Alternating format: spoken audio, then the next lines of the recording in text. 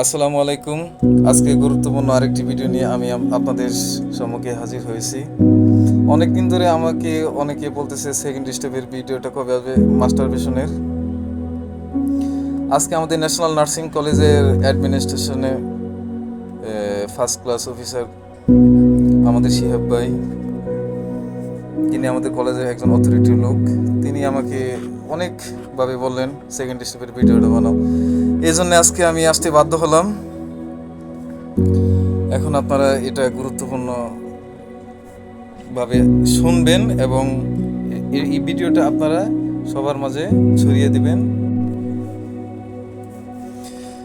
First of all হচ্ছে, যারা excessive পরিমাণে মাস্টারবেশনের রোগী, যারা যেমন ক্লাস 9-10-এর ছেলে এবং হাই স্কুলে, কলেজে, ইউনিভার্সিটি, অ্যাডাল্ট, চাইল্ড, বয়স্ক, আর এই ভিডিওটা বিশেষ করে 12 বছরের নিচে ছেলে মেয়ে যারা আছে তারা দেখবে না, যারা 12 বছর উপরে আছে তারা এই ভিডিওটা দেখবে। আমি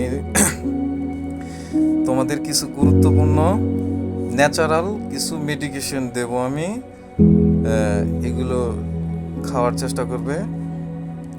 তার মধ্যে ফার্স্ট অফ অল তোমাদের যেটা করতে হবে, যারা যে ধর্মেরই আছে, খ্রিস্টান, মুসলিম, বৌদ্ধ এবং অন্যান্য আদিবাসী, যে ধর্মেরই আছে সবাই মেডিটেশন করবে।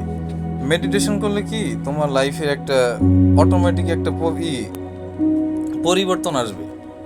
সেকেন্ড স্টেপ হচ্ছে, তোমাকে রেগুলার এক্সারসাইজ করতে হবে।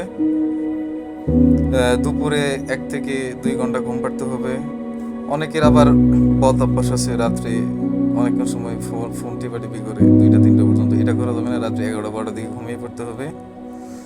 এই বদ অভ্যাসগুলো মেনটেন করলে তোমার যে মাস্টারবেশনের যে ক্ষতিপূরণটা, এটা আস্তে আস্তে পুষবে আর কি। এর মধ্যে কিছু কিছু প্রোটিন জাতীয় খাবার আমি বলে দিচ্ছি, যেমন সপ্তাহে 3 দিন গরুর মাংস খাবে। যারা অতিরিক্ত মাস্টারবেশন করছে তাদের জন্য 1 মাসের একটা ফর্মুলা আমি দিচ্ছি, সেটা হচ্ছে 30 দিনে 4টা সপ্তাহ পরে 4 সপ্তাহে, প্রত্যেক সপ্তাহে 3 দিন গরুর মাংস খেতে হবে। প্রত্যেক দিন সকালে একটা হাঁসের ডিম, রাত্রে একটা হাঁসের ডিম খেতে হবে। হাঁসের ডিমটা রাত্রে সবচেয়ে ভালো হয়। 1 গ্লাস দুধের মধ্যে কাঁচা ডিম নিয়ে সাথে কিশমিশ আর 2টা রসুনের কোর নিয়ে খেলে সবচেয়ে ভালো হয়। আরেকটা হচ্ছে, অনেকের বাদাম খাওয়ার অভ্যাস আছে। এই বাদাম খাওয়ার আরেকটা সিস্টেম আমি বলে দিচ্ছি, সেটা হচ্ছে একটা বাটির মধ্যে এই পেস্তা বাদাম, ছোলা বাদাম, এনাদার যে বাজার যে বাদামগুলো পাওয়া যায়, অনেক দামি দামি বাদাম, খেজুর আছে, এগুলো অল্প পরিমাণে একটা বাটির মধ্যে ভিজিয়ে রাখতে হবে এবং সকালে সেগুলো খালি পেটে খেতে হবে। এটা খেলে কি টেস্টোস্টেরন হরমোন বাড়ে। যেমন অনেকের টেস্টোস্টেরন হরমোন কমে গেছে, এক্সেসিভ পরিমাণে কমে গেছে। এগুলো যদি 30 দিন সে মেনটেন করতে পারে, এগুলো খেতে পারে রেগুলার, এইভাবে তার টেস্টোস্টেরনের হরমোনটা বাড়বে। আরেকটা হচ্ছে, তার পাঙ্কাশ মাছ খেতে হবে। পাঙ্কাশ মাছের মধ্যে ওমেগা 3 থাকে, এখানে ক্যালসিয়াম, ভিটামিন ডি আছে। পাঙ্কাশ মাছ সপ্তাহে 2 বার খেতে হবে। যেমন বাজারে আরেকটা ন্যাচারালি আরেকটা চিয়া সিড পাওয়া যায়, চিয়া সিডটা রেগুলার 1 গ্লাস পানির মধ্যে 2 থেকে 3 চামচ ভিজিয়ে রাখতে হবে, রাত্রে খেতে হবে।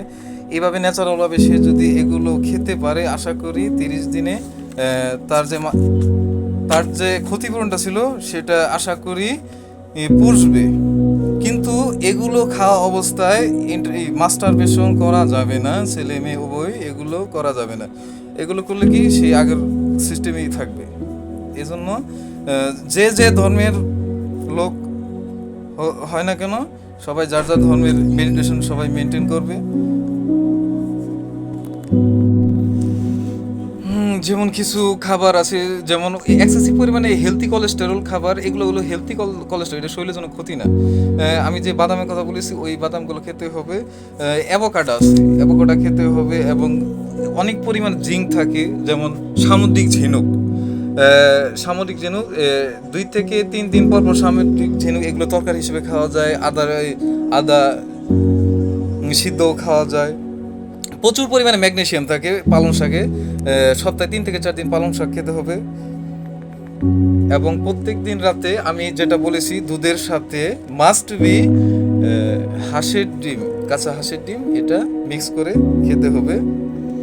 কিছু কিছু গুরুত্বপূর্ণ কাজ আমাদের মেনটেন করতে হবে, সেটা হচ্ছে মানসিক চাপ কমাতে হবে, পর্নোগ্রাফি দেখা যাবে না, আমাদের ওজন মেনটেন করতে হবে, রেগুলার এক্সারসাইজ করতে হবে, পরিবেশ দূষণ মেনটেন করতে হবে, জীবনযাপনের যে আমাদের সিস্টেম রয়েছে সেটা আমাদের নানানভাবে পরিবর্তন করা যায়, আমাদের লাইফস্টাইল পরিবর্তন করতে হবে, যে যে ধর্মের আছে সে ধর্ম পালন করতে হবে। আর যারা যত তাড়াতাড়ি সম্ভব রিজিকের ব্যবস্থা করে, ছেলেরা যারা আছে, বিবাহ হচ্ছে একমাত্র মাস্টারবেশন থেকে বাঁচার সলিউশন। ঠিক আছে, পরবর্তী ভিডিও নিয়ে আমি আবার আসবো। আপনাদের কোনো কোশ্চেন থাকলে নিচে হোয়াটসঅ্যাপ নাম্বার দেওয়া থাকলে আমার সাথে যোগাযোগ করবেন, আমি আপনাদের চিকিৎসা দেওয়ার চেষ্টা করবো। আসসালাম।